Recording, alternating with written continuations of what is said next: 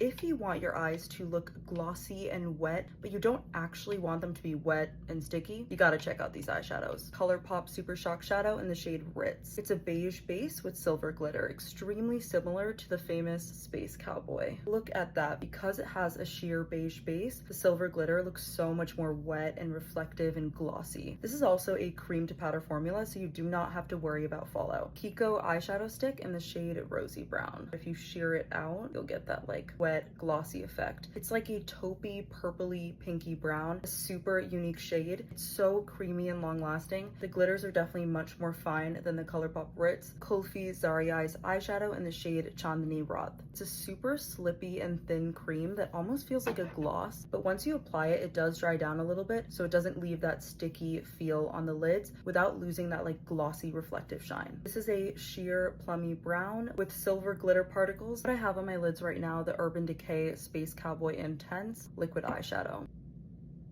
It's a little peachier than ColourPop Ritz. It has ultra fine scattered glitter that makes it so wearable for every day. It also sets down beautifully, so these do not budge, but they still look so wet on the eyelids. Like literally look at my eyelids right now. I also like the shape of these applicators, so you can get right in this inner C. This has the finest glitter size that we've seen so far. Danessa Myricks Color Fix Pigment in the shade Ballerina. A little goes a very long way with this. It's a stunning high impact pink with very fine reflective glitter. This shade and the Kiko Milano, they definitely have more base pigment, so they look a tiny bit less wet, but they're still extremely shiny on the eyelids. Half Magic Glitter Puck in the shade Glimmer Pop. It's an icy champagne with silver and gold glitter. This one is the most like high impact glitter that we've tried so far. Somehow it manages to strike the balance between having a really good amount of base pigment, but also still manages to look super wet, which I don't know how they do it. It's a cool formula because in the pan it almost feels watery, but once you put it on your eyelids, it becomes a powder, but has very minimal fallout. This is actually what I used in my Doubts and Crows recreation. Also, this has the largest glitter particles of the bunch so far. Rituel de Fille eyeglosses. Now, these are actually glossy, but they're super, super unique, and they don't actually feel as sticky on the lids as you might think. These are like the perfect hybrid between an eyeshadow and an eye gloss, so they have that perfect amount of emollients to them. This is the shade Appease. It's like a warm rosy gold that leans more on the pink side. Shade Cassiopeia. It's like a bluish gunmetal with silver and subtle pink glitter. Lastly, we have the Kaja Beauty Bentos, specifically the shade Orange Blossom, but the bottom-most shade in it. This is the driest of the formulas we've tried so far. You can see it gives that gorgeous depth to it. It's a warm bronze with silver, gold, and very, very subtle orange glitters that would look insane in a bronzy smoky eye.